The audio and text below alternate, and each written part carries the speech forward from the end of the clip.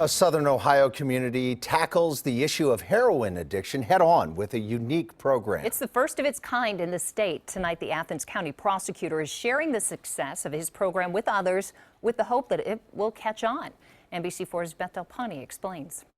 Prosecutors from around the state are gathered downtown. Their main goal to learn the best way to save people from heroin addiction. People like Matt Schoonover before it's too late. Paul Schoonover's son Matt died from a heroin overdose 4 years ago this May. It's always been the stigma that people that are drug addicts or alcohol addicted, it's their choice.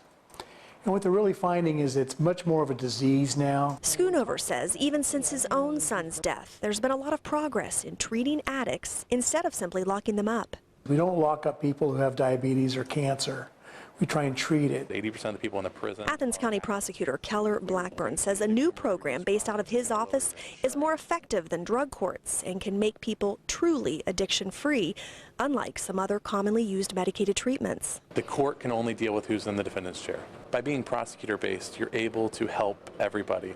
We go in a home, we deal with witnesses. Those witnesses are also opiate addicts. Blackburn says Vivitrol is the key to it all, a medication that is not addictive.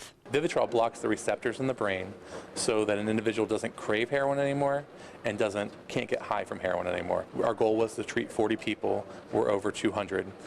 We have reduced our caseload from probation violations because people are getting treatment and not reoffending. We've gone down by 33% in probation violations. Vivitrol is actually made right here in Ohio. It's administered to addicts through a shot once every 28 days.